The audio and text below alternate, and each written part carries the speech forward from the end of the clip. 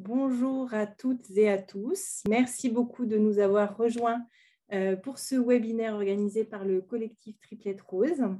Nous allons être ensemble pour environ 1h30 sur le sujet des innovations pour les cancers du sein triple négatif. Donc, je me présente, je m'appelle Nadège, je suis membre du collectif Triplette Rose et je serai aujourd'hui votre modérateur pour cet événement.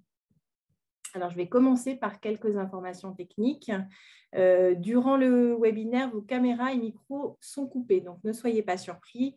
Dans l'objectif que nous soyons tous confortables, les caméras et micros ont été coupés. Vous pourrez cependant nous partager vos questions en utilisant la section dans la barre d'outils en bas de votre écran Q et R, questions et réponses. Donc, n'hésitez pas à poser vos questions tout au long du webinaire.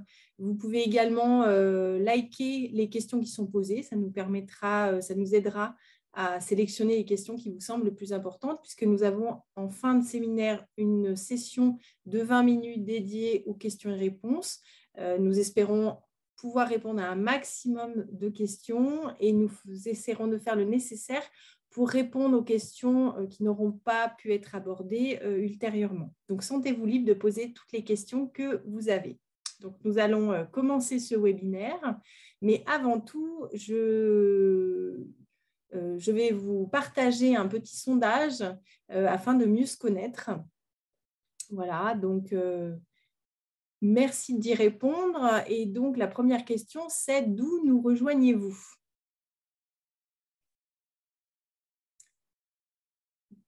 Merci à tous pour vos réponses. Donc, on a à peu près 130 participants à cet instant. Une majorité des régions françaises sont représentées avec une petite avance de la région Rhône-Alpes-Auvergne et j'avoue que j'en suis ravie puisque moi-même je suis connectée avec vous de Lyon. Voilà, donc nous allons commencer ce webinaire et je laisse tout de suite la place à Claude Coutier, la présidente du collectif Triplette Rose. Claude, c'est à toi. Bonjour à tous. Alors, je suis vraiment absolument ravie. C'est notre premier webinaire à l'occasion de la Journée mondiale du cancer du sein triple négatif. Et nous avons la chance aujourd'hui d'accueillir deux invités prestigieux, le docteur Barbara Pistilli de Gustave Roussy et le docteur Olivier Trétan de Léon Bérard. Mais avant d'aller plus loin, un grand merci à Nadège, sans qui ce webinaire, l'organisation, aussi bien pour l'organisation que pour la technique, rien n'aurait été possible sans toi. Voilà, ça c'est fait. Allez, je poursuis. Aujourd'hui, on est réunis parce que c'est le 3 mars. Et le 3 mars, c'est la journée mondiale du cancer du sein triple négatif. Alors, cette journée, elle est dédiée à l'ensemble des triplettes, ces femmes atteintes d'un cancer du sein triple négatif. Et on souhaite souligner à cette occasion le courage face à cette maladie. J'en profite aussi pour avoir une pensée toute particulière pour celles qui ne sont plus là et qui nous regardent et qui ont rejoint les étoiles. Voilà. Enfin, cette journée, elle va nous permettre de souligner l'importance de faire connaître ce cancer du sein triple négatif auprès du grand public, mais aussi auprès du personnel de santé non spécialisé en oncologie.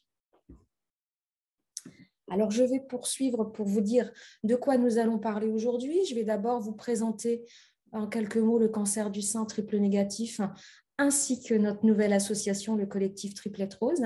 Et puis, je vais passer la main à monsieur Olivier Trédan, le docteur Olivier Trédan, qui va nous parler d'innovation pour le cancer du sein triple négatif. Ensuite, le docteur Barbara Pistilli interviendra pour zoomer plus sur la partie essais cliniques et on laissera une belle part aux questions-réponses parce que je crois qu'on en a déjà quelques-unes, donc j'ai hâte de toutes les lire. Alors, on commence. Cancer du sein triple négatif, de quoi parle-t-on? Avant tout, on peut déjà dire que par an, en France, chaque année, nous avons 59 000 cas de cancer du sein. C'est un vrai sujet de santé publique, ça fait 12 000 décès chaque année et une femme sur 8 va être concernée au cours de sa vie. Alors, ce qu'on précise et ce qu'on dit à chaque fois, c'est qu'il n'existe pas un cancer du sein, il existe des cancers du sein. Les plus connus sont les cancers hormonodépendants. Il y a aussi les HER2 positifs, ça correspond à 85% des cancers du sein. Mais il existe aussi un cancer du sein appelé triple négatif, et c'est 15% des cancers du sein. C'est un cancer qui n'a aucun récepteur aux oestrogènes, aucun récepteur à la progestérone, et il ne surexprime pas une protéine appelée HER2 à la surface des cellules cancéreuses. Il est dit triple négatif. C'est un cancer qui n'a pas de récepteur et qui n'a pas de traitement ciblé pour le traiter. Alors, c'est un cancer qui est mal connu, agressif et qui touche principalement des femmes jeunes. Ça fait partie de ses particularités. 40% des triplettes ont moins de 40 ans. Donc, c'est quand même intéressant à souligner parce que ce n'est pas dans l'opinion publique. On n'a pas en tête qu'il est possible d'avoir un cancer du sein à 20 ans, 30 ans. Eh bien, si. Il ne faut pas laisser un petit nodule de côté sans vérifier qu'il est réellement inoffensif. Le cancer du sein triple négatif, c'est 9000 cas tous les ans en France. Alors quand même, et là je veux insister sur ce point-là, au stade localisé, on peut guérir d'un cancer du sein triple négatif. Voilà, ça je pense qu'il faut que tout le monde l'entende. C'est la majorité des cas.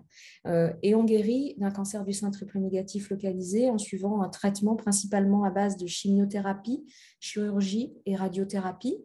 On peut aussi, en situation de cancer localisé, avoir accès à un essai clinique.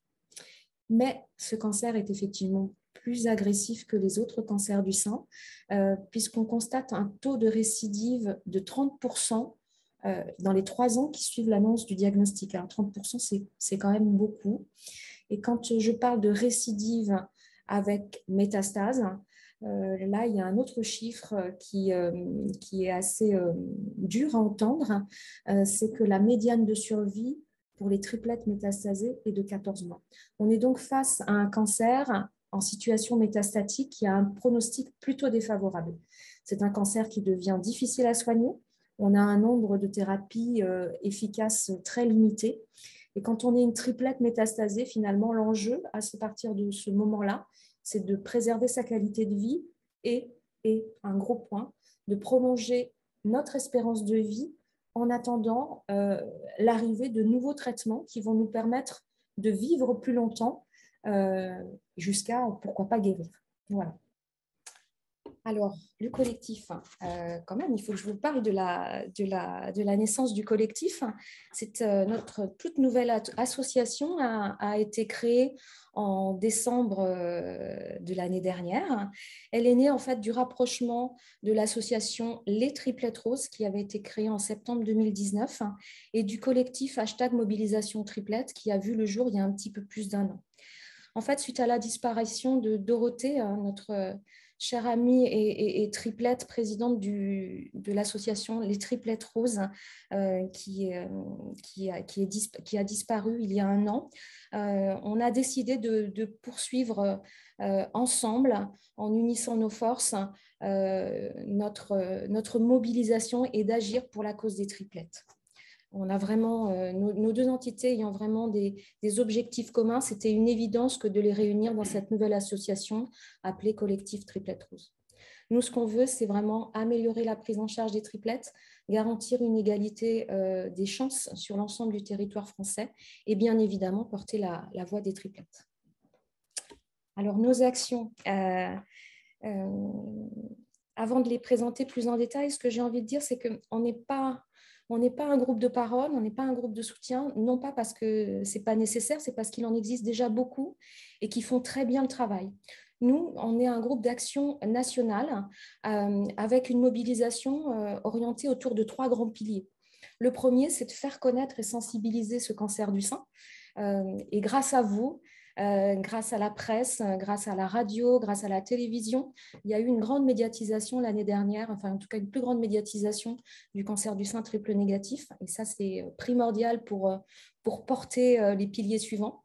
Notre pilier phare, c'est l'accès aux traitements novateurs. On a vraiment besoin de nouvelles thérapies efficaces, et en particulier pour les patientes en impasse thérapeutique. On a fait de nombreuses actions collaborative l'année dernière avec différents acteurs qui vont des triplettes, de leurs proches, les institutions de santé, les politiques, les médias, les associations, mais aussi les laboratoires. Et ça nous a permis d'avoir l'accès précoce à 2 traitements novateurs pour les triplettes métastasées. Et ça, c'était un espoir énorme pour chacune d'entre elles. On parle d'un anticorps conjugué sacituzumab govitecan et d'une immunothérapie appelée pembrolizumab. Et en fil rouge, le 3e pilier, il est indispensable, c'est soutenir la recherche. Donc, on fait différentes actions de collecte de fonds et de communication. Aujourd'hui, on soutient 2 programmes avec Gustave Roussy et l'Institut Curie, mais ce n'est qu'un début. Ça, c'est un clin d'œil à Dr Trédon. Voilà. Je poursuis. Un point qui est important, qu'on voulait souligner aujourd'hui dans le cadre de la présentation du collectif, c'est notre démarche. Nous avons fait le choix de mener des actions dans une démarche collaborative, c'est-à-dire qu'on est persuadé qu'ensemble tout est possible, et c'est que main dans la main, en réunissant tous les acteurs, qu'on pourra faire avancer les choses. Autre point fort, eh bien, en fait, le collectif, c'est quasi une grande majorité de triplettes, en fait, dans les actions, hein, mais les adhérents, les non-triplettes, vous pouvez venir, vous êtes les bienvenus. Ce que je veux dire par là, c'est qu'on vit la maladie, on sait de quoi on parle. Donc, la force du témoignage est vraiment essentielle quand on va présenter nos difficultés à nos interlocuteurs. Dans nos forces, on peut noter le relais grâce à vous sur les réseaux sociaux. Ça, c'est primordial. Merci de nous soutenir encore et encore. Et puis, pour grandir encore et pour porter tout ça, on est en train de mettre en place un réseau régional d'ambassadrices parce que toutes ces informations et toutes ces actions doivent aller partout sur le territoire. Je vais terminer sur la présentation du collectif, juste avec un petit zoom sur nos priorités 2022. La première, c'est vraiment un projet phare qui nous tient à cœur sur cette année 2022, c'est de mettre en place une plateforme nationale des essais cliniques. Ça nous semble absolument indispensable pour accéder à l'innovation. Aujourd'hui, les solutions qui sont disponibles ne sont pas satisfaisantes. Elles ne sont pas satisfaisantes pour les oncologues, elles ne sont pas satisfaisantes pour les patients, elles ne sont pas en fait satisfaisantes pour l'ensemble des acteurs. Donc ça, c'est vraiment une action phare qu'on a initiée aujourd'hui en impliquant le ministère de la Santé. En deuxième point, on poursuit nos actions pour l'accès aux traitements novateurs. On a déjà parlé des anticorps conjugués et de l'immunothérapie, mais on croit aussi en la vaccinothérapie et tout ce qui est cellules des CAR T-cells. Je vous l'ai dit tout à l'heure, un point vraiment primordial pour nous, un support incroyable qu'on est en train de développer, c'est notre réseau d'ambassadrices. L'objectif, c'est bien d'implémenter localement les missions du collectif et de favoriser l'égalité des chances sur le territoire. Et enfin, et ça je dirais que c'est le fil rouge, il y a soutenir la recherche, et ça ce sera toujours notre fil rouge, et poursuivre cette médiatisation qui est vraiment nécessaire pour réaliser un travail de pédagogie pour faire connaître le cancer du sein triple négatif. Voilà dans les grandes lignes ce que je pouvais vous dire sur le cancer du sein triple négatif et le collectif, et je me ferai un plaisir de répondre à vos questions en dernière partie de séance. Voilà, merci. Je te repasse la main. Merci Claude. Merci beaucoup pour nous avoir présenté le collectif, ses actions, ses ambitions. Et avant de passer à la prochaine intervention, j'ai une nouvelle question pour vous. Donc, je vais vous partager de suite sur l'innovation. Pour vous, laquelle de ces propositions est le meilleur exemple d'innovation ? Les voitures autonomes, le bateau qui nettoie les océans, l'alcool sans lendemain difficile et le séquençage du génome humain.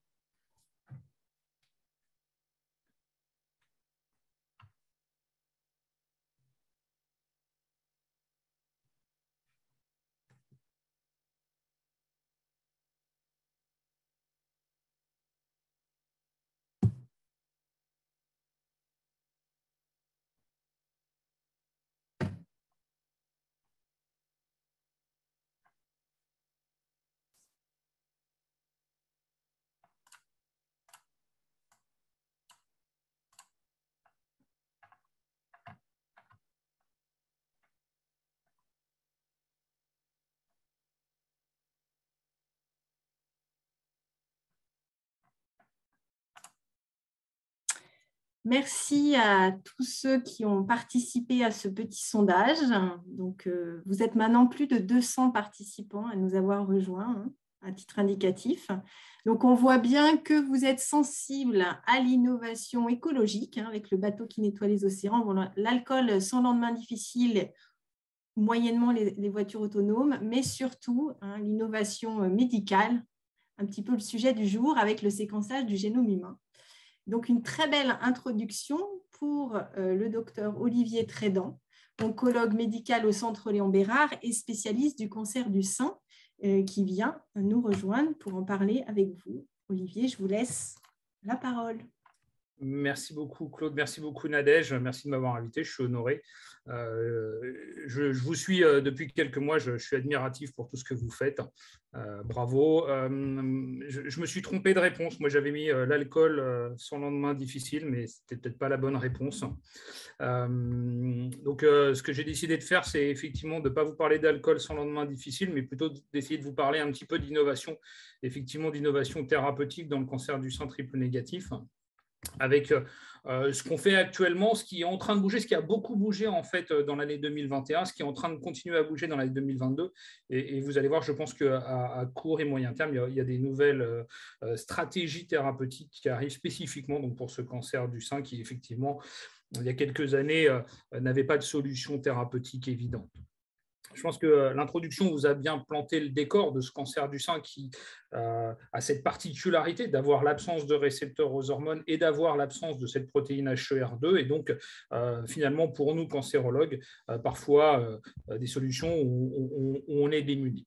Je vais essentiellement vous parler du cancer du sein localisé, même si, effectivement, il faut bien comprendre aussi que toute l'innovation thérapeutique qui arrive dans le cancer du sein localisé provient en fait du cancer du sein métastatique. Donc, un continuum logique du développement de stratégies thérapeutiques et de nouveaux médicaments, c'est de commencer par les femmes atteintes de cancer du sein métastatique et après de l'administrer à des femmes qui ont un cancer du sein localisé. Donc, ce que je dis, en fait, c'est assez valable pour les deux situations, mais c'est vrai que je vais surtout me focaliser sur la stratégie de ce qui est le plus fréquent, c'est-à-dire un cancer du sein localisé. On vient de le voir, c'est près de 60 000 femmes par an, dont 15% qui ont ce fameux cancer du sein triple négatif. Donc on part d'une localisation d'une tumeur à l'intérieur de la glande mammaire et qu'il faut absolument guérir. C'est l'objectif du cancer du sein localisé, c'est bien de guérir les patientes, c'est-à-dire d'enlever, d'extirper la tumeur et qu'elle ne rechute pas. C'est ça, en fait, le principe de base du traitement, c'est l'exérèse chirurgicale de la tumeur et derrière, un traitement ou des traitements pour empêcher la rechute. Bien évidemment, si vous avez un nodule qui fait 1 cm de diamètre, 1 cm3 à l'intérieur d'un sein, le fait de l'enlever chirurgicalement, on peut considérer qu'on est guéri. Sauf que malheureusement, si on ne fait rien derrière, et typiquement dans le cancer du sein triple négatif, une grande partie des patientes va rechuter. Alors, première notion très importante, c'est que aujourd'hui, malgré toutes nos connaissances sur le cancer en général et sur le cancer du sein triple négatif en particulier, nous ne sommes pas capables d'isoler les patientes qui vont chuter dans le futur. Sachez bien que quand je suis en face d'une patiente qui vient d'avoir une chirurgie d'un cancer du sein, je ne suis pas capable de lui dire si elle fait partie des femmes qui risquent de rechuter ou si elle fait partie des femmes qui, avec le traitement, ne va pas rechuter. La prédiction en fait, de la rechute est relativement médiocre en pratique pour une patiente donnée. On sait globalement, on connaît les statistiques, on sait que le cancer du sein triple négatif est agressif et qu'il a un risque de rechute, surtout que quand il y a des ganglions envahis, c'est les petites boules vertes représentées sur cette diapositive, on sait que quand il y a des ganglions envahis, quand les tumeurs sont volumineuses, le risque de rechute est plus important. Mais à nouveau, il s'agit d'une étude épidémiologique qui nous dit ça, mais ça ne nous dit pas la réalité du quotidien de la patiente qu'on a en face de nous. Deuxième notion très importante, c'est que là, on parle d'un nodule à l'intérieur du sein qui est triple négatif, mais ça n'est qu'une pâle approximation de la réalité de ce que c'est le cancer du sein triple négatif? En fait, c'est une maladie très hétérogène. En fait, dans le cancer, il y a différents types de cancers, dont le cancer du sein triple négatif, mais au sein même du cancer du sein triple négatif, il y a tout un tas de sous-entités, en fait, de sous-groupes de maladies qui sont très différentes les unes des autres. Et en fait, on ne traite pas de la même façon un cancer du sein triple négatif avec telle ou telle caractéristique par rapport à telle autre. Et aujourd'hui, on a des nouveaux marqueurs, par exemple le récepteur aux hormones masculines, qui définit un sous-groupe particulier où c'est triple négatif, mais en fait, ça peut être positif sur le récepteur aux hormones masculines. Et puis, il y a un marqueur dont je vais parler tout à l'heure qui s'appelle PDL1. Ça, c'est un marqueur pour la réponse à l'immunothérapie. Donc, peut-être que votre collectif, que je remercie à nouveau pour tout ce que vous faites et pour m'avoir invité, ce collectif qui s'appelle Triplet, peut-être que dans les années qui viennent, il faudra peut-être changer le titre parce qu'on pourrait être peut-être quadruplette ou quintuplette si jamais il y a d'autres entités qui sortent et d'autres biomarqueurs importants. Donc, je reviens à mon petit nodule à l'intérieur de ce sein. Ce nodule, si on dit qu'il fait 1 cm3, il faut bien comprendre que ça correspond déjà à 1 milliard de cellules cancéreuses. C'est déjà énorme. Et pour arriver à 1 milliard de cellules cancéreuses, il faut des mois et parfois même des années. On a donc toute une partie du développement de cette maladie qui est passée inaperçue. Nos techniques de détection, en fait, ne permettent pas de diagnostiquer quelques milliers ou quelques millions même de cellules cancéreuses à l'intérieur d'un sein. Et quand on fait la mammographie, l'échographie ou qu'on palpe le nodule, on sent quelque chose qui fait aux alentours de 1 cm, on voit quelque chose qui fait aux alentours de 1 cm, mais malheureusement, il y a déjà 1 milliard de cellules cancéreuses à l'intérieur. S'il y a 1 milliard de cellules cancéreuses à l'intérieur, il est possible, il est probable que quelques centaines de milliers de cellules cancéreuses se baladent ailleurs. Dans les ganglions, c'est les nodules verts qu'on voit sur la diapositive, qu'on va enlever en même temps que la tumeur, mais également dans d'autres ganglions à distance, ou alors ça circule dans le sang circulant, et ça peut se déposer ailleurs dans l'organisme. Et c'est ça qui fait la rechute, c'est la circulation de cellules cancéreuses quelque part dans l'organisme de la patiente et qui vient se loger dans d'autres zones du corps, dans des ganglions, dans les os, dans les poumons, dans le foie, et c'est ce qu'on appelle les métastases. Le principe du traitement à ce moment-là, c'est bien de faire une analyse spécifique de la tumeur, ça s'appelle l'anatomopathologie, c'est ce qui est représenté sur cette diapositive, pour capturer de l'information de la tumeur elle-même, voir si elle a un risque de rechute important, c'est-à-dire voir en fait s'il y a des cellules cancéreuses qui se baladent ailleurs, et s'il y a des cellules cancéreuses qui se baladent ailleurs, administrer une chimiothérapie pour éradiquer les cellules qui se baladent ailleurs. Et c'est à ce moment-là qu'on parle de stratégie, de référentiel, de protocole. En fait, on suit des algorithmes de décision qui nous disent, voilà, quand le cancer fait 3 cm, que le ganglion sentinelle est touché ou qu'il y a plusieurs ganglions sentinelles touchés et que c'est un cancer du sein triple négatif, il faut administrer de la chimiothérapie afin d'éradiquer ces cellules cancéreuses qui se baladent ailleurs et donc d'empêcher le développement des métastases à distance ou d'une rechute sous forme de ganglion.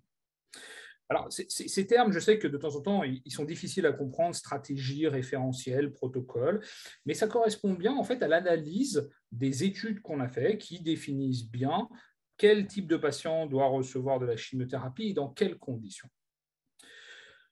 Pour faire simple, aujourd'hui, on peut considérer que tous les cancers du sein triple négatif doivent recevoir de la chimiothérapie, en tout cas à partir du moment où la tumeur fait plus de 5 mm. Parce qu'on sait que dès qu'il y a 5 mm de tumeur, je vous l'ai dit, il y a plusieurs centaines de millions de cellules cancéreuses, qui a un risque non négligeable de rechute, et donc la chimiothérapie va empêcher, en tout cas pour une majorité des patientes, cette rechute.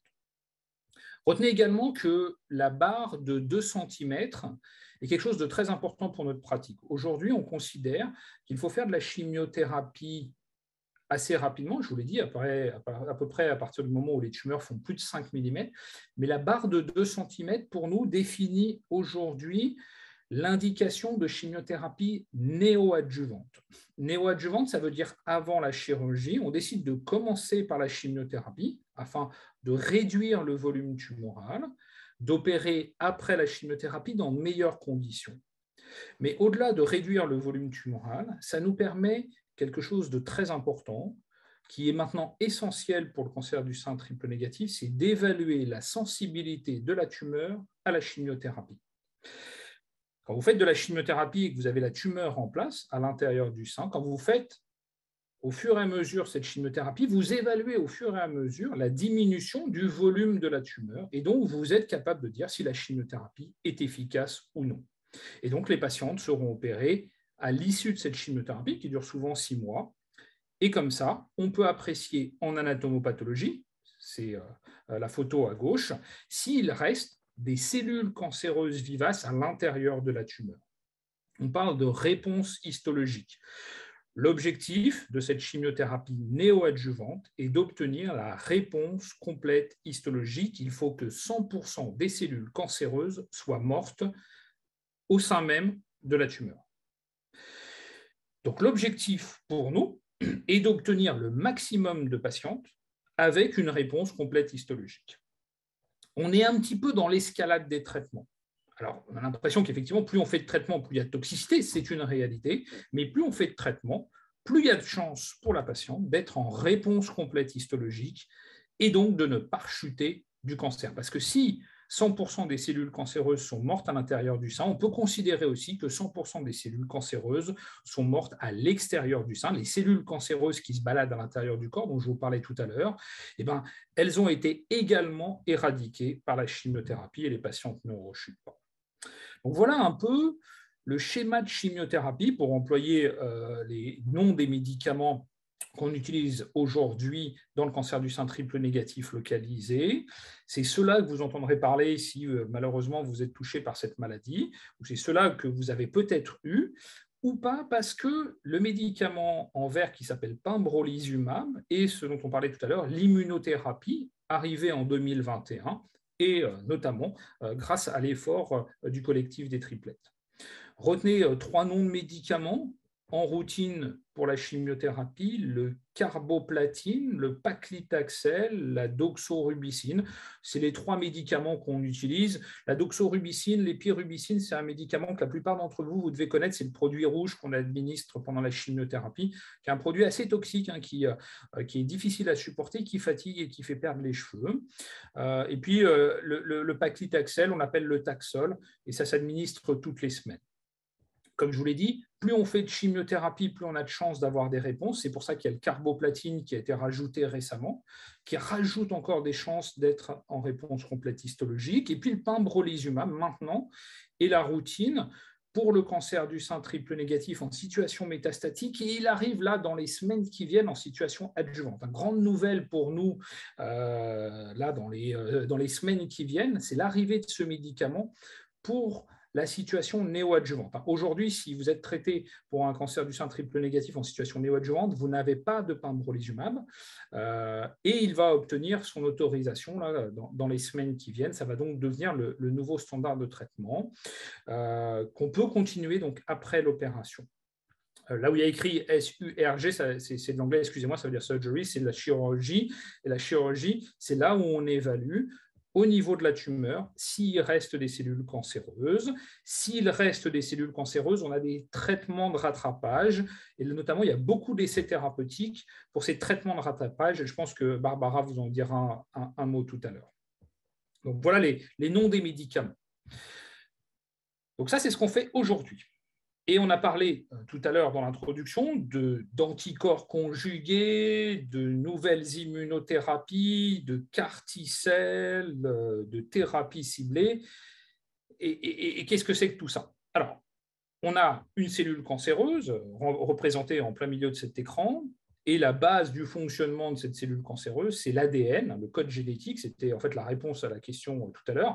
En fait, le décryptage du code génétique des cellules cancéreuses, qu'on appelle le génome tumoral, nous a permis de faire énormément de progrès pour comprendre comment marche cette cellule cancéreuse. Et en fait, finalement, les chimiothérapies, celles qui sont représentées sur cette diapositive, ou la radiothérapie, sont des poisons de ce code génétique, de cet ADN. C'est ce qu'on appelle des poisons génotoxiques pour la plupart des cas, et la radiothérapie est aussi un poison du génome tumoral, empêche en fait le bon fonctionnement des chromosomes, des gènes, et ça détruit la cellule cancéreuse. C'est assez primitif comme traitement, puisque finalement, ça ne tue pas que les cellules cancéreuses. Ça tue toutes les cellules de l'organisme, en tout cas celles qui se divisent rapidement. Et c'est pour ça que quand on fait de l'adriamycine, de la doxorubicine, le produit rouge dont je vous parlais tout à l'heure, ça fait perdre les cheveux, parce qu'en fait, les cellules du cuir chevelu se divisent très vite, et quand on fait de la chimiothérapie, c'est un poison pour les cellules qui se divisent vite, par exemple les cellules du cuir chevelu, et donc on perd les cheveux. C'est la même chose pour le tube digestif, ça agit sur les cellules qui se divisent rapidement dans le tube digestif et ça donne des troubles digestifs, des troubles du transit, des nausées, des vomissements. Celles qui ont subi de la chimiothérapie, vous le savez mieux que moi. On part de là, on part donc de la chimiothérapie, de la radiothérapie, après ou avant l'opération, et aujourd'hui, on y a donc rajouté de l'immunothérapie. L'immunothérapie, c'est quoi? L'immunothérapie, c'est un traitement qui vise à renforcer le système immunitaire des patientes. En fait, dans notre corps, tous les jours, on a un système immunitaire qui lutte contre toutes les anomalies, les bactéries, les virus, les cellules cancéreuses. Alors, elles ont ces cellules des noms bizarres. Il y a des lymphocytes T, les lymphocytes T4, les lymphocytes T8, des cellules qu'on appelle NK, des cellules dendritiques, c'est la cellule bleue avec des tentacules qui viennent manger les cellules cancéreuses. Et puis en bas de la diapositive, vous avez un anticorps, l'anticorps qui peut cibler la cellule cancéreuse. Tout ça, c'est l'immunothérapie. En fait, c'est la réactivation du système immunitaire qui a été empêché de fonctionner par la cellule cancéreuse. En fait, la cellule cancéreuse trouve le moyen d'empêcher notre système immunitaire de marcher. En fait, il anesthésie le système immunitaire, comme ça le système immunitaire ne marche pas et la cellule cancéreuse peut tranquillement se développer. Le principe de l'immunothérapie, c'est bien d'empêcher cette inhibition du système immunitaire par la cellule cancéreuse. On va administrer des anticorps pour réactiver la capacité du système immunitaire, c'est-à-dire les cellules dendritiques, les cellules NK, les lymphocytes T, les lymphocytes T8 notamment, d'être actifs contre le cancer. On redonne l'efficacité immunitaire au système immunitaire de la patiente. Et ça marche très bien, et je vous l'ai dit, ça marche pour le cancer du sein triple négatif métastatique, et ça marche aussi dans le cancer du sein triple négatif pour les femmes qui ont un cancer localisé. Alors, il y a des marqueurs de réponse à cette immunothérapie. Tout à l'heure, je vous ai parlé de PDL1. C'est quelque chose qu'on recherche maintenant en routine pour voir si, effectivement, le cancer a bien anesthésié le système immunitaire. Si le PDL1 est positif, ça veut dire que le système immunitaire est anesthésié et qu'il faut faire de l'immunothérapie. Alors, il y a quelque chose d'assez intéressant, c'est que le cancer du sein triple négatif intervient chez des femmes jeunes, on l'a dit tout à l'heure, et ça intervient aussi chez des familles de femmes qui sont porteuses de mutations familiales d'un gène qui s'appelle BRCA.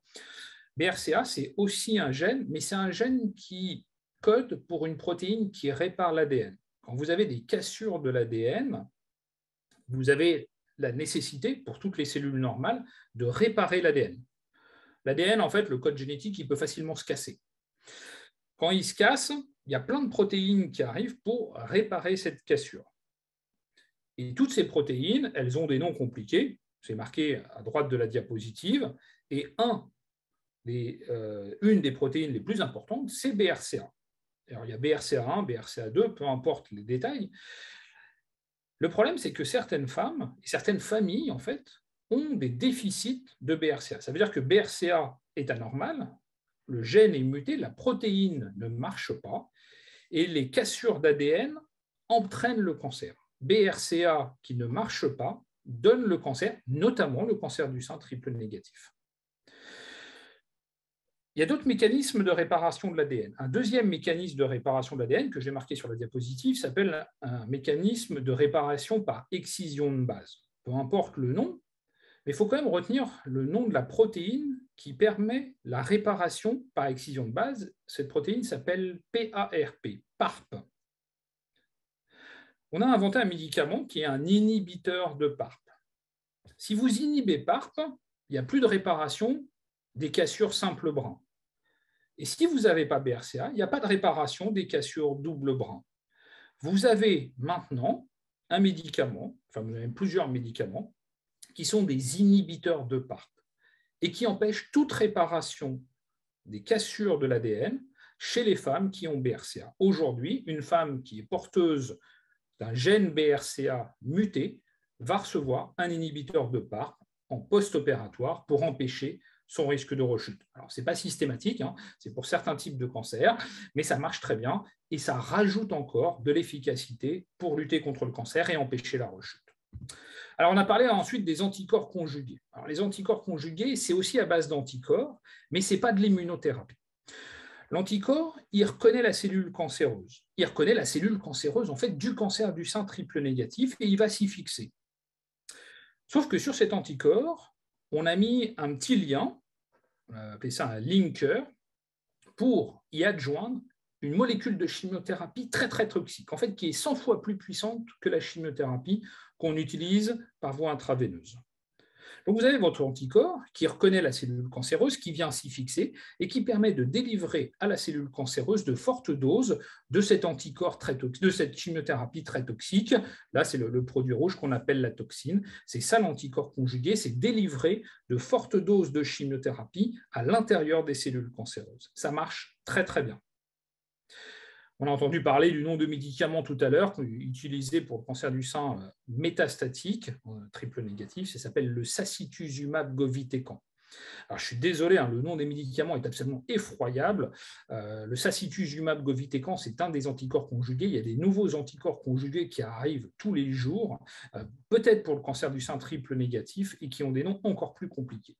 Donc, il y a des noms commerciaux qui sont un peu plus faciles à retenir, mais c'est vrai que ces noms sont difficiles. C'est une nouvelle classe de médicaments dont le sacituzumab govitecan en fait est vraiment la tête de pont, puisque la tête de gondole, parce que ça marche très très bien et ça permet d'augmenter la survie des patientes quand elles ont des métastases de leur cancer du sein triple négatif. Tout ça, on peut apparenter ça aussi un peu à des thérapies ciblées. Mais en fait, les thérapies ciblées, c'est quoi? C'est quand on a mis en évidence une anomalie spécifique au sein même de la cellule cancéreuse, qui est très spécifique de cette cellule cancéreuse, parce que comme elle a plein d'anomalies génétiques, eh ben, elle fait plein de protéines anormales. Une protéine anormale, c'est une cible. Une protéine anormale, ça a permis à la cellule cancéreuse de devenir cancéreuse, mais c'est aussi quelque chose qui la différencie des cellules normales. Et donc, une thérapie ciblée, c'est une molécule qui vient tuer la cellule cancéreuse parce qu'elle reconnaît cette protéine anormale, cette anomalie au sein de son fonctionnement, et on va inhiber cette anomalie. On est donc spécifique de la cellule cancéreuse et on vient annuler un mécanisme qui a participé à la cancérisation de cette cellule. Il y en a de plus en plus. Les inhibiteurs de PARP font partie des thérapies ciblées, mais il y a des inhibiteurs de PI3K, des inhibiteurs d'AKT, plein de nouveaux inhibiteurs dont peut-être Barbara va vous parler. Ça, c'est ce qu'on teste actuellement dans les essais cliniques. Et puis pour finir, en termes d'innovation, on a parlé de CAR T-cell tout à l'heure. Alors, CAR T-cell, c'est quoi? En fait, c'est dans la grande famille de la thérapie cellulaire adaptative. En fait, je vous l'ai dit tout à l'heure, on a un système immunitaire qui marche dans la très grande majorité des cas, mais qui est inhibé par la cellule cancéreuse. Ce système immunitaire, il marche à partir des lymphocytes, je vous l'ai dit tout à l'heure, à partir de cellules particulières. Et finalement, ces cellules, on peut les capter, on peut les prélever chez le patient. On fait...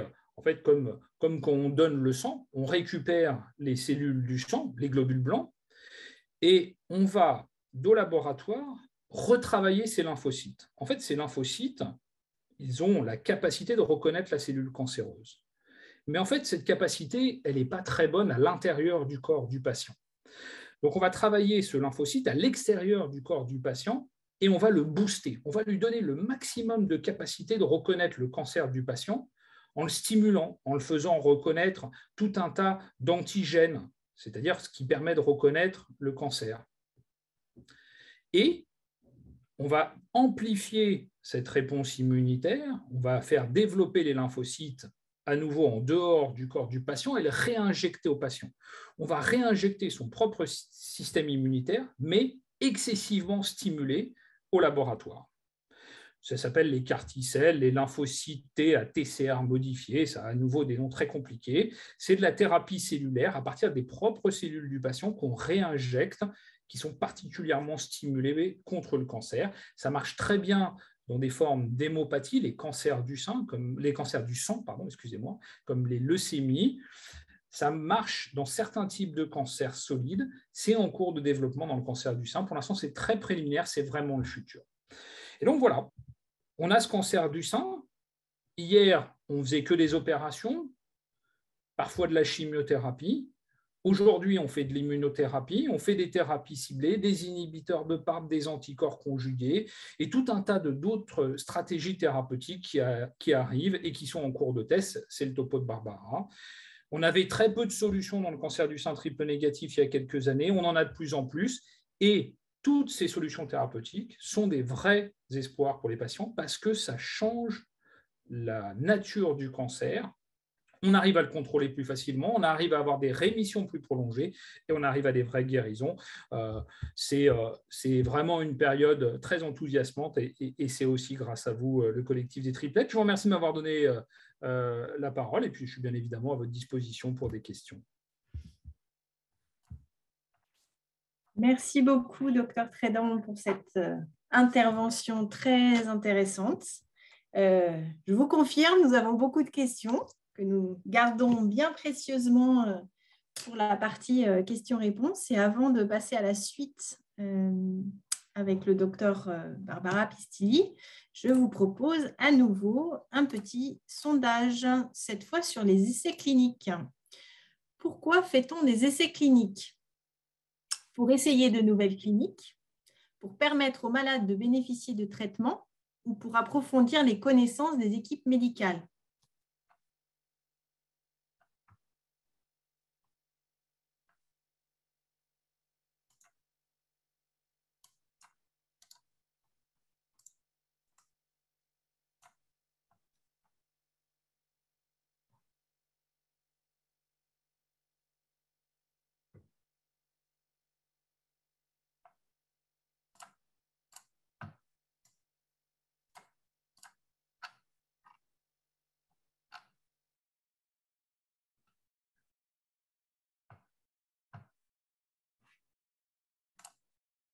Alors, merci à tous d'avoir participé. Comme vous pouvez vous en douter, ça n'est pas pour essayer de nouvelles cliniques, mais effectivement pour permettre aux malades de bénéficier de nouveaux traitements et pour approfondir les connaissances des équipes médicales.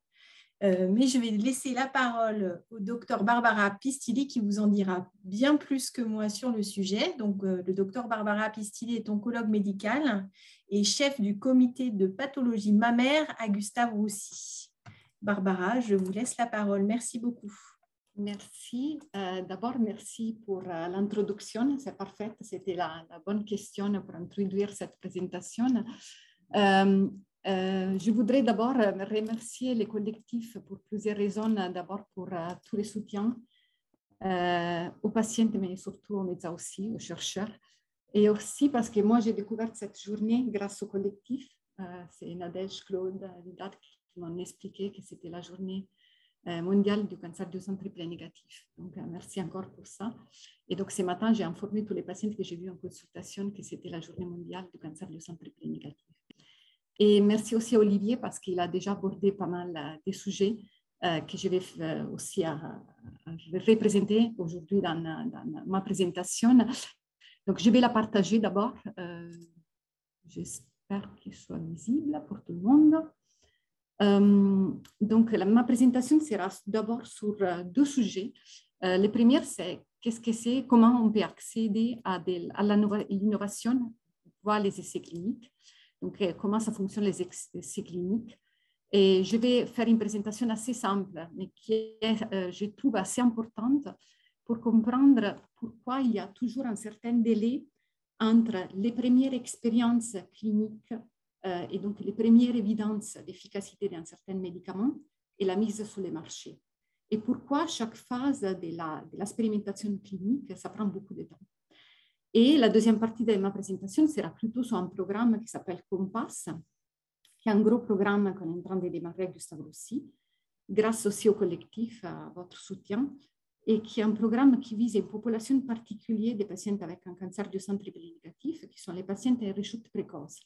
Et donc, je vais vous expliquer un petit peu les grandes lignes de ce programme et pourquoi on voudrait, et on est en train de faire tout le nécessaire pour les démarrer le plus rapidement possible. Donc, ça, c'était mon plan. Donc, pour ce qui concerne les essais cliniques, première considération, comme je disais tout à l'heure, les essais cliniques, en fait, sont caractérisés par différentes phases. Et en fait, ce qu'il faut savoir est qu'il y a 4 phases fondamentales, la phase 1, phase 2, phase 3 et phase 4.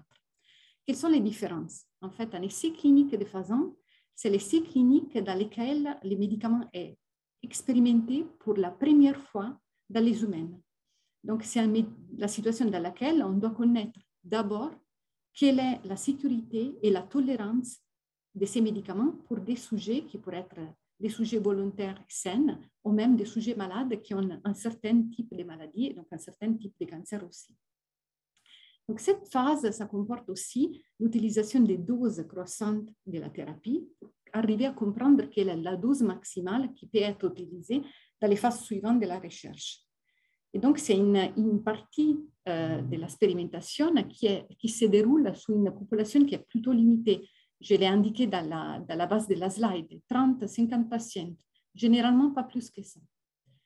Alors que les études de phase 2 sont des études dans lesquelles on commence déjà à explorer pas uniquement la tolérance et donc les toxicités liées au traitement, mais on commence à explorer surtout l'efficacité. Donc, quel est le taux de réponse, quelle est la prolongation de la survie sans progression qu'on peut obtenir avec un certain médicament.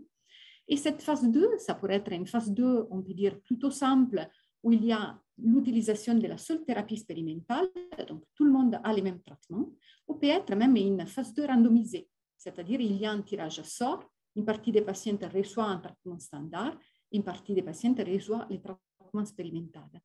Et vous pouvez voir, cette partie concerne une population assez plus importante parce qu'on a besoin de commencer à quantifier quelle est l'efficacité de la thérapie. Donc, au moins 100-200 patients. Mais après, on arrive à la phase 3, qui est sans doute la phase la plus importante, qui est la phase dans laquelle on cherche vraiment d'établir quel est l'intérêt thérapeutique de cette nouvelle stratégie, de ces nouveaux médicaments, de cette nouvelle combinaison, quelquefois. Et c'est la phase dans laquelle donc, les médicaments expérimentaux comparés avec la thérapie standard, qui est utilisée jusqu'à ce moment dans les mêmes contextes, pour établir s'il y a une franche différence en termes d'efficacité et même en termes de toxicité. Et donc, pour faire ça, on a besoin de populations assez plus larges. Ça dépend aussi du contexte. Donc, on a besoin d'une population moins large s'il s'agit de cancers métastatiques parce qu'on n'a plus d'événements, on n'a plus d'évaluation possible de l'évolution de la maladie, alors que s'il s'agit d'essais cliniques qui sont réalisés dans des maladies précoces, on a besoin d'inclure énormément plus de patients. Donc, on peut dire qu'on est dans un niveau de 500 000 patients ou même plus. Et finalement, il y a aussi une quatrième phase qui est assez moins connue, mais qui reste toujours très importante, qui est la phase 4, dans laquelle il y a déjà l'introduction du médicament sur le marché, mais il y a toujours un suivi sur le long terme qui permet de comprendre s'il y a aussi des toxicités au-delà de celles qui étaient collectées jusqu'au moment de la phase 3 dans les phases précédentes. Donc, s'il y a des toxicités additionnelles qui n'étaient pas connues et qui pourraient être un critère pour éventuellement alerter la population traitée avec cette thérapie sur l'effet de faire attention à certaines toxicités qui n'étaient pas connues avant. Donc, tout ça, c'est ce qui amène aujourd'hui la découverte des nouvelles stratégies thérapeutiques à son introduction sur les marchés. Et je l'ai indiqué dans la base de cette slide, l'étape finale est bien sûr avoir l'avis favorable et donc la mise sur les marchés, mais il faut considérer que pour chaque phase, pour chaque partie de l'expérimentation clinique, on a toujours besoin d'avoir un avis favorable du comité de protection des personnes, du CPP, donc du comité éthique, et on a besoin d'avoir une autorisation de l'Agence nationale de sécurité du médicament et des produits de santé, mieux connue comme ANSM. Donc, pour chaque phase, phase 1, phase 2, phase 3, phase 4, il y a toujours cette resoumission d'un dossier qui doit être toujours très complète aux autorités régulatoires, on peut dire. Et donc, tout ça, comme je disais tout à l'heure, se termine avec la mise sur les marchés. Bien sûr, c'est le médicament à donner preuve d'efficacité et d'une tolérance qui est tout à fait acceptable. Et actuellement, grâce à un changement de la loi qui est assez récent, on a la possibilité souvent d'avoir un accès précoce à la thérapie, même avant l'autorisation, l'AMM. Et c'est là, ça commence quand les laboratoires qui a produit les médicaments fait déjà une demande d'AMM. Donc, à ce moment-là, pour certaines thérapies, on peut avoir un accès précoce, qui est un accès nominatif pour chaque patient, qui est mieux connu, qui était mieux connu comme APO. Donc, tout ça pour expliquer, comme je disais au début de ma présentation, le fait qu'il y a toujours énormément d'étapes entre l'introduction et la connaissance des nouvelles thérapies et l'introduction de cette thérapie sur le marché. Donc, après toute cette introduction, qu'est-ce que c'est le programme Compass qu'on est en train de démarrer à Gustave Roussy? Et pourquoi je vous parle de ce programme, en fait? Vous pouvez voir les titres, c'est l'acronyme des Choose of the Most Active Strategy for Short-Term Recurring Triple Negative Breast Cancer. En fait, on a cherché de trouver les termes Compass parce que vous savez, Compass en anglais, c'est trouver une direction. Et ce qu'on voudrait faire est vraiment trouver une direction. Quelle est la direction qu'on voudrait trouver et pourquoi? En fait, ça, c'est pour vous donner quelques chiffres. On sait que chaque année dans le monde, il y a environ 170 000 nouveaux cancers du sang triple négatifs. Et on sait, déjà Claude l'a bien expliqué, que si on considère tous ces cancers, toutes ces femmes avec un cancer du sang précoce, ce n'est pas totalement le cas, mais si on considère toutes ces femmes avec un cancer du sang précoce, on peut savoir que les 70% de ces patientes n'ont pas de rechute, mais il y a quand même un 30-40% qui peut avoir un rechute local ou à distance de leur cancer après les traitements curatifs. Et si on regarde un petit peu plus dans les détails, cette population qui peut avoir une rechute de son cancer, on peut voir qu'il y a la moitié de ces femmes qui ont une rechute d'un cancer du sang triple négatif qui surviennent assez précocement, c'est-à-dire dans la première année après la fin des traitements curatifs. Et donc, c'est à cette population qui est dédié ce programme. Pour quelles raisons? En fait, les raisons sont listées dans cette slide. Juste pour vous donner un ordre de chiffres, on a estimé qu'en France, chaque année, environ 1200 femmes ont un cancer du sang triple négatif avec une rechute précoce, donc qui survient dans la première année. Et comme je disais, pourquoi on veut l'étudier mieux, pourquoi on veut créer ces programmes? Pour des raisons qui sont, la première, la faible efficacité de la chimiothérapie standard dans ce contexte. La deuxième raison est que la plupart de ces femmes avec une rechute assez précoce sont exclues des essais cliniques, surtout des essais cliniques industriels, qui sont très importants, qui permettent vraiment, comme j'ai montré tout à l'heure, d'arriver à une autorisation de mise sur le marché de nouvelles molécules, mais qui souvent utilisent des critères assez stricts et donc qui ne sont pas des critères qui permettent l'inclusion des populations un petit peu, je peux dire, qui sont moins fréquentes et qui ont des conditions, qui ont un contexte un petit peu différent par rapport à celle-là de la population globale. Et en plus, la chose encore plus importante est que nous ne savons pas encore quelles sont les anomalies spécifiques de ce sous-groupe de patients avec un cancer du sang triple négatif et rechute précoce. Et donc, nous ne savons pas encore pour quelles raisons ces patients sont résistants au traitement curatif et peuvent rechuter autant précocement. Ce programme qui s'appelle Compass, comme je vous disais, est dans un gros programme plus global de Gustave Roussy qui s'appelle InnoCare. Et c'est un programme qui comprend surtout l'étude des anticorps drug conjugués.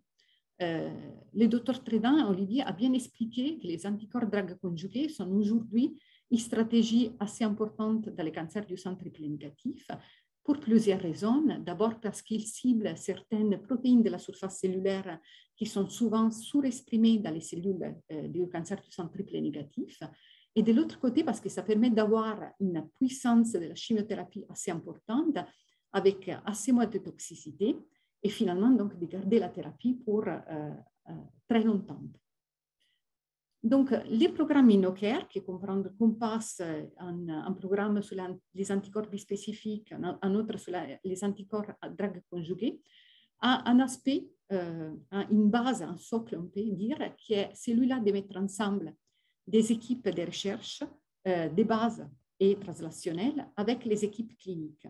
Donc, de faire que les cliniciens puissent communiquer, dialoguer tout le temps avec les chercheurs translationnels et fondamentaux et leur donner tous les échantillons qui sont nécessaires pour faire les analyses de la tumeur avant les traitements, en cours des traitements et à la progression. Et les chercheurs ont la possibilité de donner aux cliniciens des premières réponses et des premières analyses qui peuvent guider le choix du traitement des patients et qui peuvent guider le design des essais cliniques qui servent pour tester ces nouvelles molécules. Et en fait, si on regarde un petit peu plus dans les détails, comme l'a déjà expliqué Olivier, les ADC, les anticorps drug conjugués, on peut dire que les anticorps drug conjugués sont comme un cheval de Troie.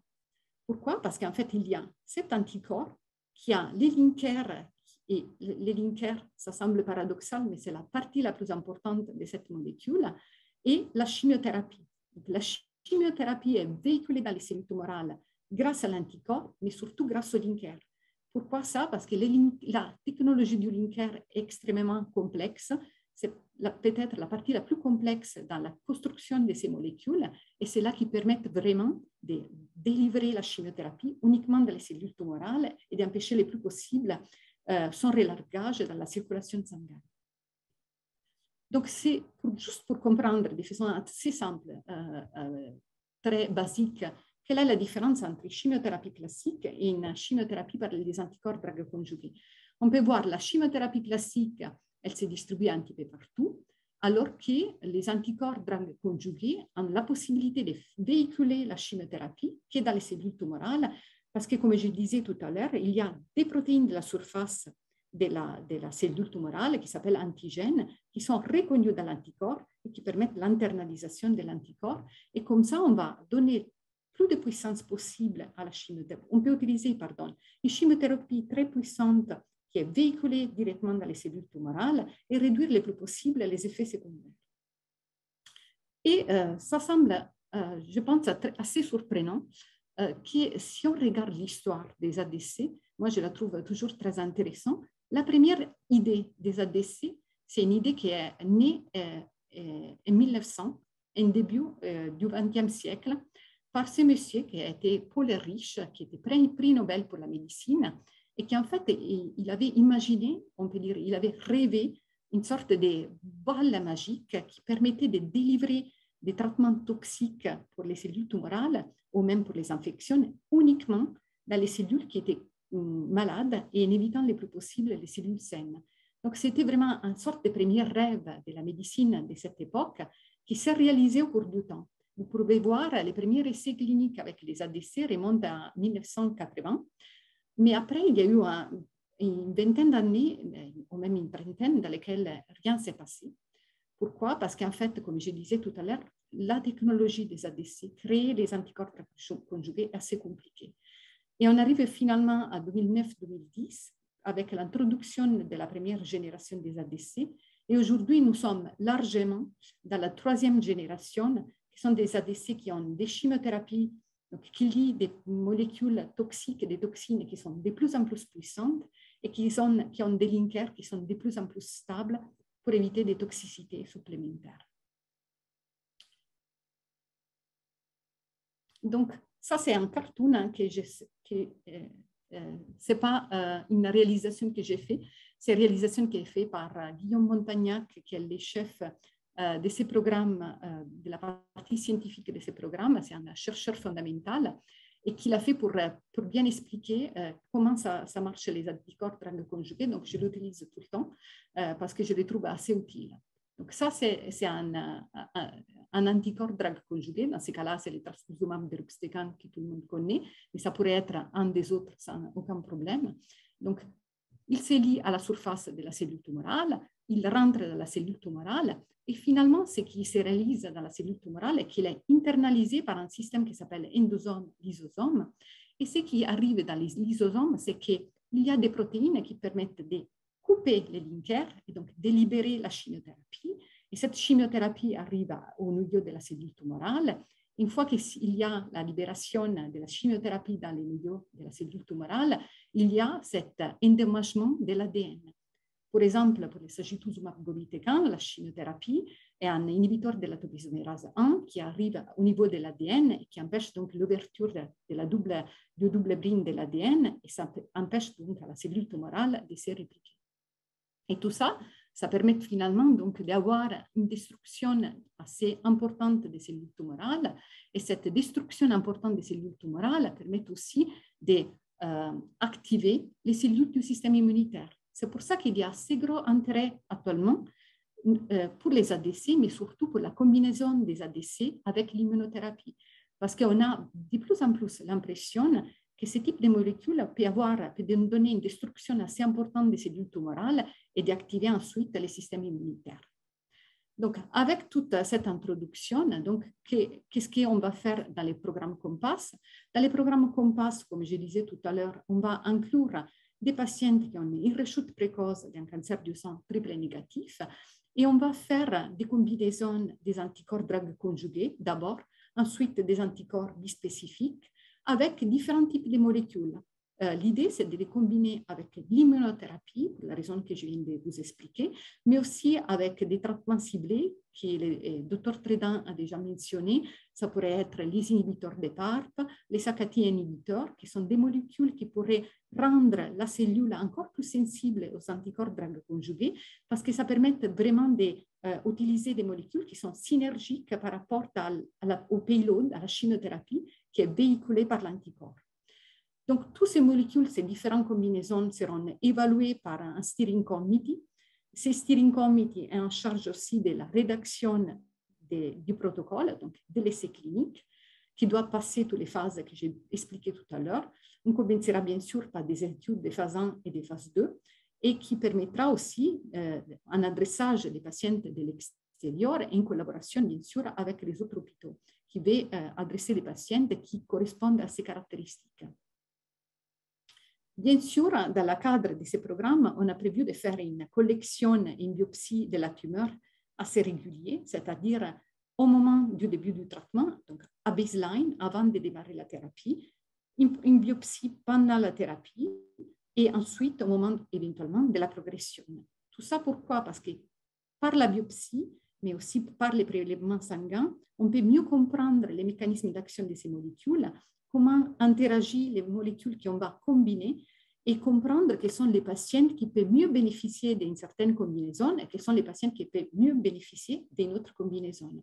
Pour avoir finalement une base de données assez importante qui pourrait éventuellement un jour nous permettre de connaître à l'avance quels sont les patients qui sont plus à risque de développer une rechute précoce de leur cancer. Et ce qu'on est en train de créer, c'est aussi une plateforme, une web plateforme, dans laquelle on pourrait communiquer avec les différents hôpitaux qui vont nous adresser les patients, mais directement avec les patients et bien sûr avec les communautés de patients comme les collectifs. Quelles sont les molécules qu'on va expérimenter, qu'on va utiliser dans les premières études? Ce sont les ADC, comme je disais tout à l'heure, en combinaison avec l'immunothérapie et les target therapy. Et il y aura une deuxième phase qui est celle-là des anticorps trispécifiques, et une troisième phase aussi, qui est celle-là des CAR-T-cells ou même des virus oncolytiques. Et ces programmes sont censés de durer environ 5 ans, mais on espère de pouvoir même les prolonger après et d'avoir des résultats qui soient vraiment rapides et utiles pour les nombres les plus larges de patients. Quelles sont les étapes principales? En fait, certaines étapes ont déjà bien commencé. Pendant les mois d'octobre, en fait, pendant Octobre Rose, grâce au collectif et à Odyssea, nous avons eu vraiment un fundraising, une collection de dons assez importante qui me permettent aujourd'hui de dire on commence bientôt ce programme. On a déjà l'accord d'un certain nombre de laboratoires qui vont nous fournir les molécules. Et donc, on s'attend d'avoir un premier recrutement des patients à partir de juillet de cette année et d'avoir des premières données, des premiers résultats sur les études de phase 1, phase 2, au moins à la fin de l'année 2023 et 2024. Et voilà, ça c'est ma dernière slide et je suis heureuse de prendre vos questions.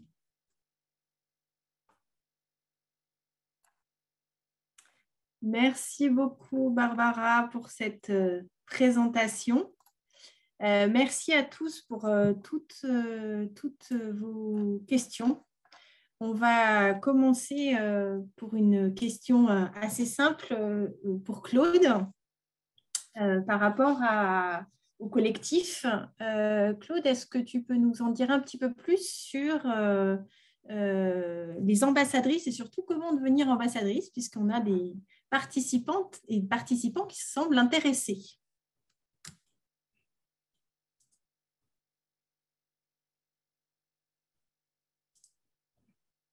Claude, tu as mute. Excusez-moi, je n'avais pas mis mon micro. Merci Nadège. Je voulais avant tout en profiter d'avoir la parole pour remercier Barbara et Olivier. C'était vraiment passionnant ce que vous nous avez partagé. Merci beaucoup pour la qualité de cette présentation. Alors, oui. Nous mettons en place un réseau d'ambassadrices.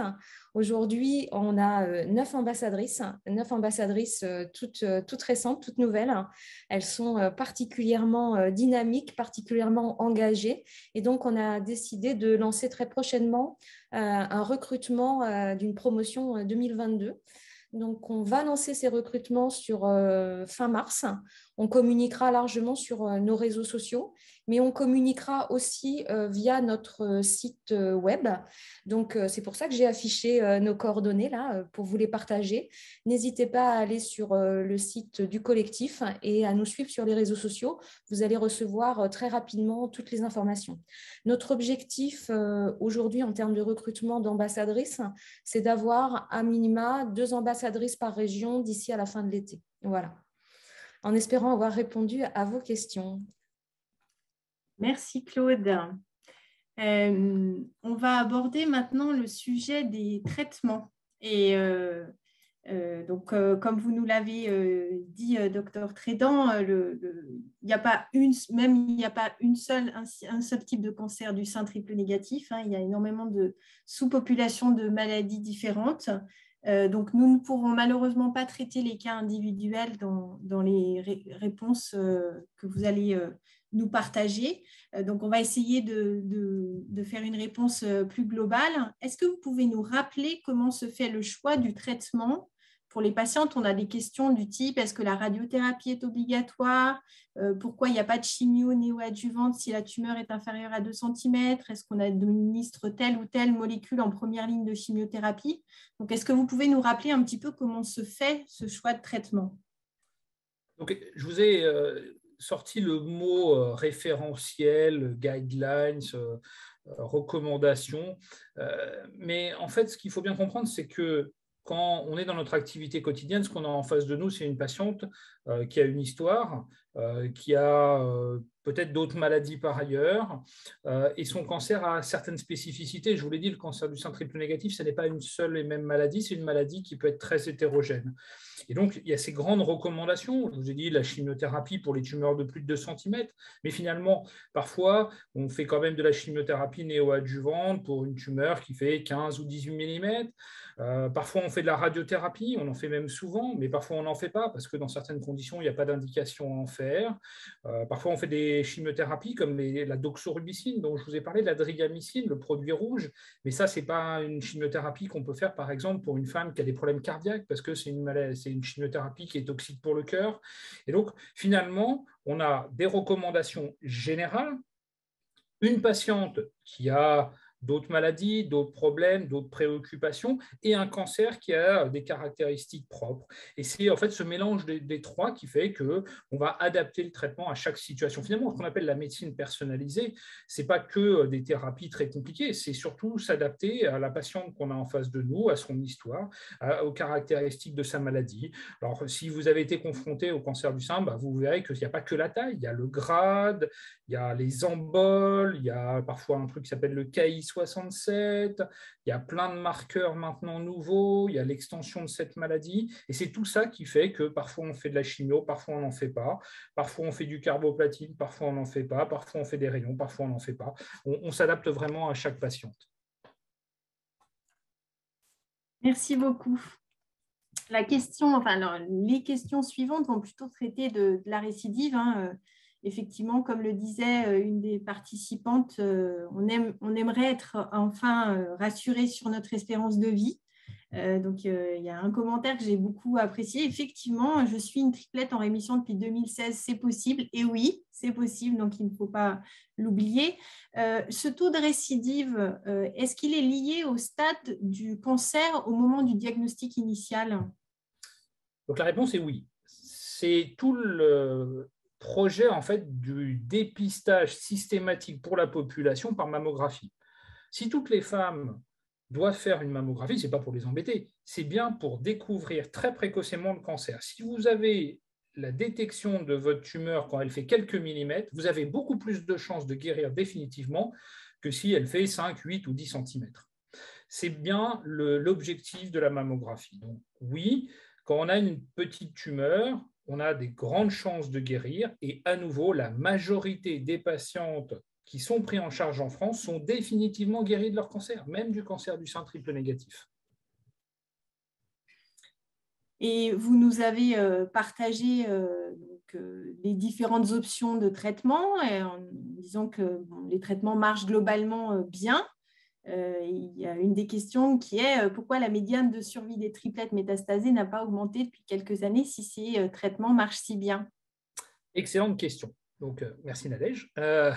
Donc, en fait, l'idée, c'est qu'on est là dans des statistiques. Si vous avez un nouveau traitement qui arrive en 2021, pour voir l'impact sur la vie de centaines de femmes avec un certain recul, avec des analyses statistiques, il vous faut 5 ans.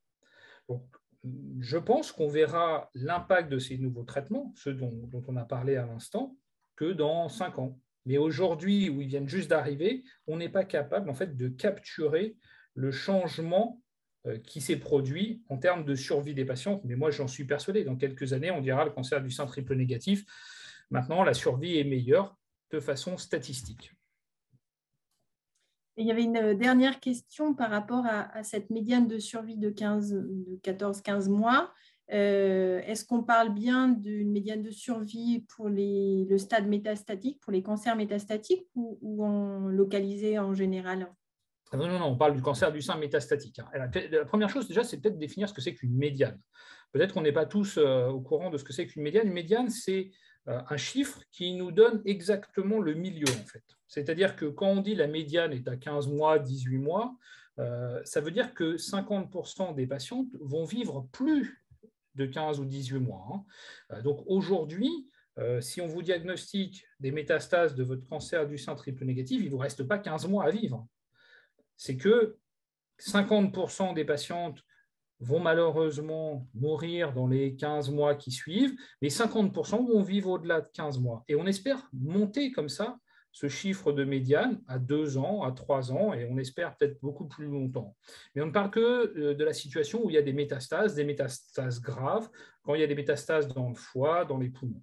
Le cancer du sein localisé, la majorité des patients guérit. Nadège, je pense qu'on est tous d'accord pour dire qu'aujourd'hui, la majorité des patients guérissent, et tant mieux. Est-ce que Barbara, tu es d'accord avec moi qu'on a de plus en plus de patientes qui guérissent? Totalement d'accord. Et en fait, c'est très important de dire que de plus en plus, on a amélioré la stratégie de prise en charge des patients avec un cancer du sein précoce triple négatif. On fait de plus en plus de chimiothérapie néoadjuvante. Et faire la chimiothérapie néoadjuvante, par exemple, ça nous permet, comme cliniciens, d'avoir une idée de la sensibilité de la tumeur à la chimiothérapie et mieux de planifier ce qu'on doit faire après la chirurgie. Comme j'explique la chimiothérapie néoadjuvante aux patients, en fait, je dis toujours, c'est une chance en plus. Ça semble paradoxal quelquefois de dire il faut attendre avant d'enlever la tumeur. Mais on doit attendre parce que c'est important de voir comment la tumeur répond à la chimiothérapie. Et cette réponse à la chimiothérapie qu'on peut vraiment quantifier lors de la chirurgie, ça permet après de guider entre différentes options thérapeutiques qu'on peut utiliser après la chirurgie. Donc, tout ça, ça a amélioré énormément les pronostics des patients avec un cancer du sein triple négatif. Mais comme Olivier le disait, c'est quelque chose qu'on fait de façon systématique, assez carré, depuis quelques années. Donc, c'est assez tôt pour évaluer son impact sur la survie globale. On est sûr qu'il y a un impact sur la survie globale.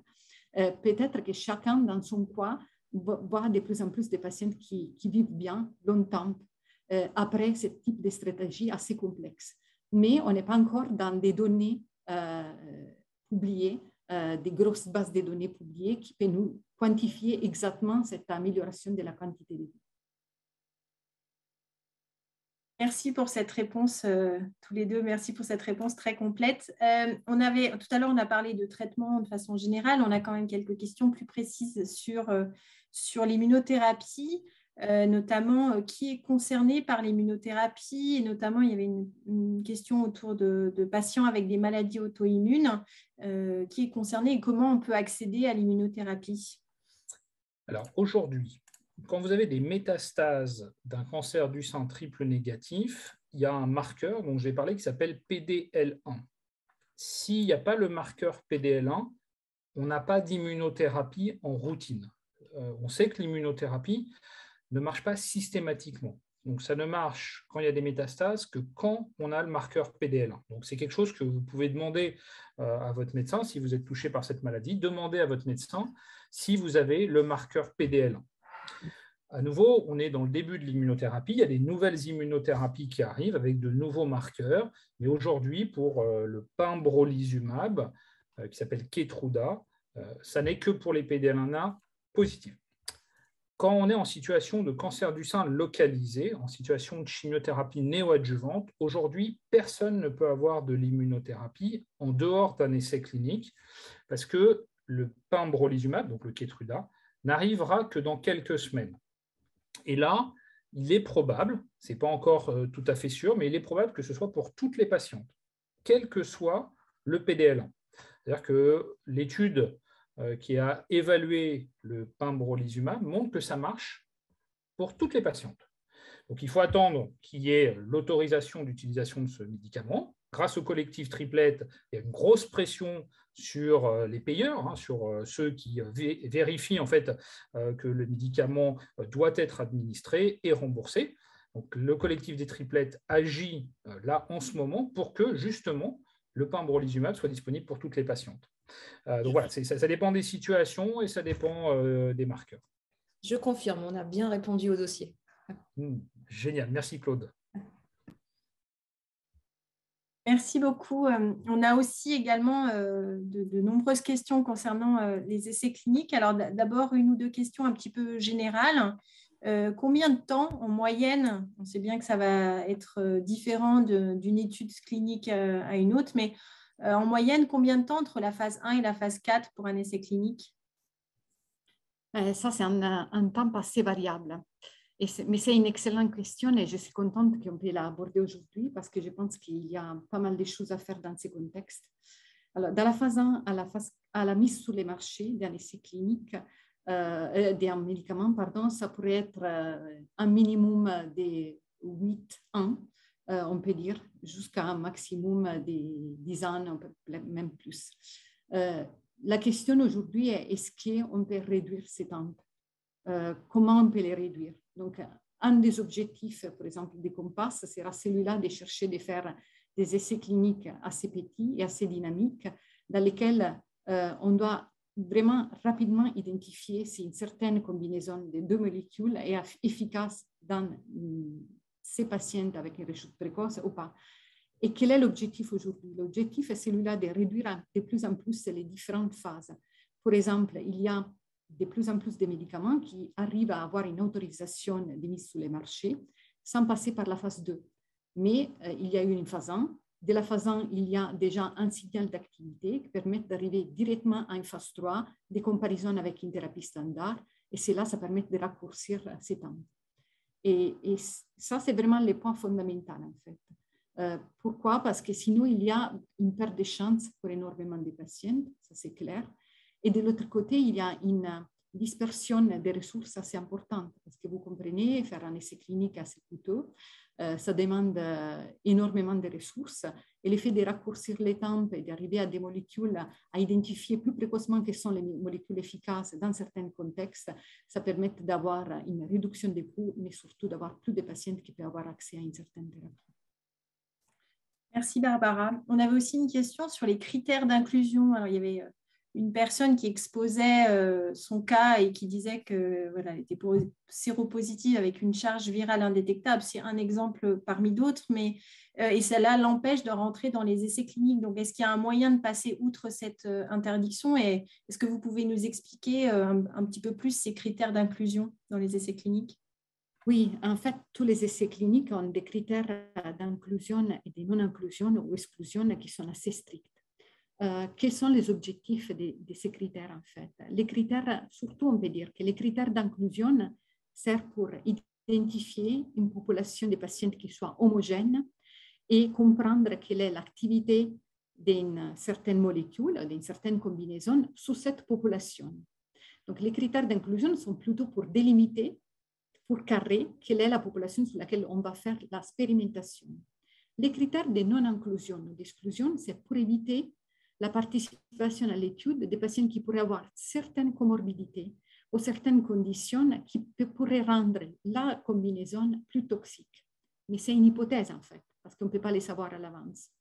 Donc, il y a certains critères qui sont appliqués un petit peu à tous les essais cliniques, de façon très générale, qui excluent des patients qui ont des maladies actives ou qui sont sous des traitements actifs pour des maladies chroniques, qui sont donc exclus pour ces raisons, en fait, parce que peut-être il y a des interactions médicamenteuses que nous ne connaissons pas, ou peut-être il y a même une aggravation de cette condition liée à cette thérapie. Et donc, étant donné qu'on est dans l'incertitude et dans la non-connaissance, pour des raisons précautionnelles, ces patients sont exclus.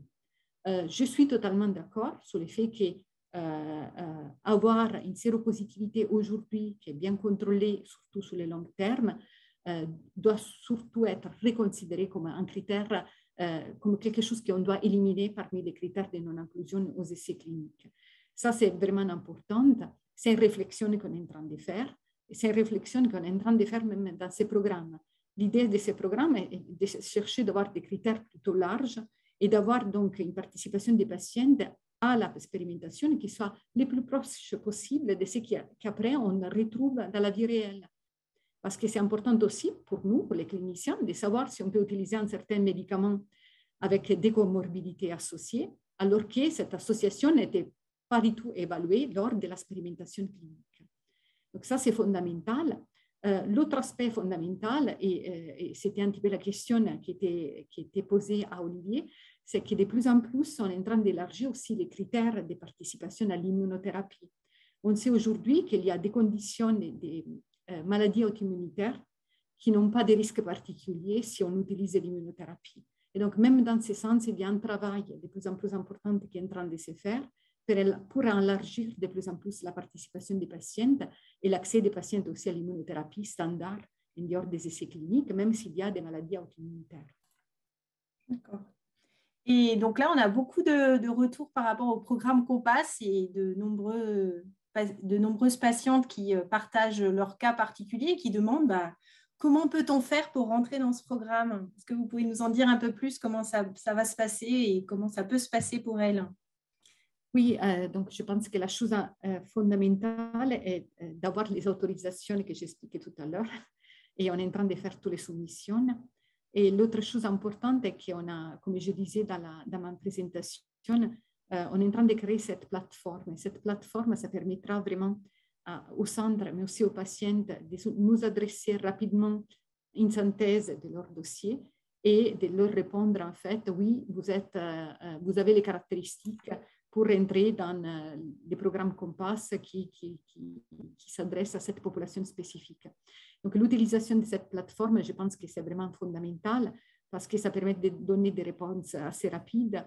Et l'idée, c'est vraiment de faire aussi des vidéoconsultations pour éviter aux patients de se déplacer alors que ce n'est pas nécessaire parce qu'elle a certaines caractéristiques qui ne permettent pas l'accès à l'essai clinique. Donc, tout ça est une phase de création et nous sommes en train de travailler pour chercher vraiment de démarrer les premiers essais cliniques, on espère, cet été. Merci Barbara. Je pense qu'il y aura beaucoup de patientes présentes aujourd'hui qui vont suivre avec grand intérêt ce programme. Le temps passe vite, on va bientôt clore et je voudrais quand même terminer par une question qui nous tient à cœur et une remarque qui m'a touchée avoir la chance d'être traité dans un centre expert n'est pas donné à tous. Et donc, il y a la question, c'est comment faire pour améliorer l'égalité des chances entre les différents centres et est-ce qu'on est réellement traité différemment d'un hôpital à un autre. Voilà, je vous laisse la question à tous les deux. Je commence parce qu'Olivier est toujours gentil face à des questions complexes, il commence en premier, donc pour une fois je commence. Donc, il faut dire que c'est vrai que dans les gros centres de recherche, ça pourrait être mon centre, le centre d'Olivier, il y a la possibilité d'avoir accès à certaines, surtout analyses supplémentaires de la tumeur, mais on peut dire que ce qui sont les bases de la thérapie de ce type de cancer sont toujours pareils. Donc, les traitements fondamentaux de ce type de cancer sont toujours les mêmes dans tous les centres. Pourquoi? Parce qu'il y a des recommandations internationales qui peuvent permettre de guider notre choix thérapeutique. Et il y a aussi des recommandations nationales qui sont bien carrées, bien structurées en France et qui vraiment permettent à tous les centres d'être bien alignés sur les thérapies. Tout ce qui est en plus, qui va au-delà de la thérapie standard, peut-être il y a des petites différences, bien sûr, qui sont surtout les analyses de la tumeur, de l'ADN de la tumeur, mais ça c'est quelque chose auquel même les patients qui sont suivis dans des autres centres peuvent avoir accès, à part la requête d'un deuxième avis, d'une second opinion, avec l'envoi des échantillons tumoraux, donc c'est quelque chose qui est faisable même quand on est suivi dans un autre centre. La réponse de Barbara était parfaite, donc je n'ai pas grand-chose à rajouter. L'idée, c'est que on a quand même aujourd'hui effectivement cette notion d'équité sur le territoire national. Et peut-être qu'effectivement, il y a quelques années, on va dire quelques décennies, on était peut-être un peu différemment traités à droite et à gauche. Aujourd'hui, le législateur, nos agences régionales de santé sont très vigilants au fait qu'on est traité de la même façon où qu'on soit en France. Et effectivement, je pense qu'aujourd'hui, les différences sont à la marge et que l'innovation thérapeutique doit arriver dans l'ensemble du territoire. Et c'est nos missions aussi, les centres anticancéreux, les CHU, les gros centres de recherche, d'aller vers les territoires, là peut-être un petit peu éloignés de nos centres, pour qu'on informe les médecins que nos essais sont ouverts pour tous les patients de la région. Les CPAM remboursent les transports. Quand vous venez au centre Léon Bérard et que vous habitez très loin dans la Savoie ou la Haute-Savoie, votre transport est remboursé, le VSL, parce que c'est un essai clinique et que vous avez tout aussi le droit à participer quand vous remplissez les critères d'inclusion et de non-inclusion à l'essai qu'une patiente qui habite dans Lyon ou à Paris. Donc, je pense que le législateur et le payeur sont au courant de ça et font tout pour justement avoir cette équité aux soins. Et c'est aussi grâce au collectif des triplettes qu'on peut aussi diffuser cette information dans les régions en disant que l'innovation thérapeutique, elle peut être partout. Donc, je vais vous retourner la question. Nadège, Claude, comment vous allez faire pour diffuser cette information ? Alors, justement, je voulais prendre la parole parce qu'effectivement, il y a de bonnes intentions, il y a des moyens qui sont possibles, mais bon, il y a un accès à l'information qui n'est peut-être pas complètement égal partout sur le territoire et c'est là-dessus qu'on veut œuvrer. J'en parlais tout à l'heure, le réseau d'ambassadrices va aider à ça. Et puis, quand on parle d'accès à l'innovation, je reviens sur ce projet de plateforme nationale des essais cliniques. Je pense qu'il est vraiment essentiel pour que tous les oncologues aux quatre coins de France puissent avoir connaissance de ce qui est possible de faire pour chacune de leurs patientes de façon simple et efficace. Alors oui, il y a des moyens, oui, il y a des bonnes intentions, mais je pense qu'on peut encore œuvrer pour améliorer l'égalité de l'accès aux soins sur le territoire. Désolée, Olivier et Barbara, mais je suis obligée de le dire. Voilà. Voilà. Et c'est là-dessus qu'on travaille, vraiment. Je pense qu'il y a encore quand même pas mal de choses à faire. Comme je vous le disais, nous, on vit la maladie, on écoute des triplettes, elles témoignent chaque jour sur les réseaux sociaux et on voit bien qu'il y a quand même des petites disparités. Je dis des petites, des fois qui sont un peu plus prononcées, mais qui méritent qu'on œuvre encore énormément en termes d'information et de proximité avec notre réseau d'ambassadrices et d'information générale avec cette fameuse plateforme. On y tient. Voilà. Merci à tous pour ces réponses. On a malheureusement encore beaucoup d'autres questions, vous l'imaginez bien.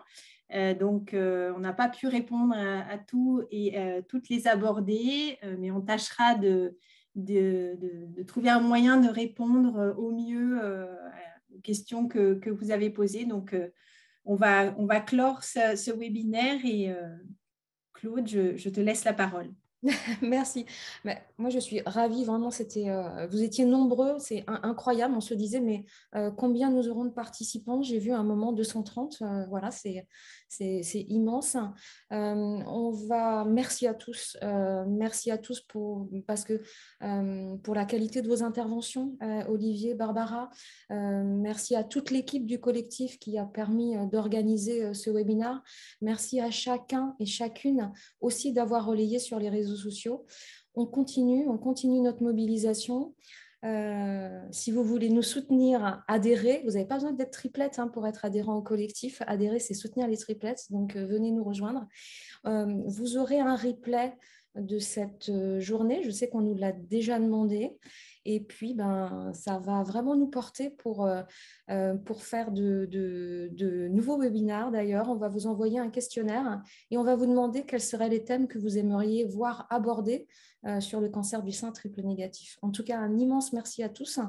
Et puis, à très bientôt sur les réseaux sociaux et sur notre site Internet. Voilà. Merci beaucoup. Merci. Merci, à très bientôt. Au revoir.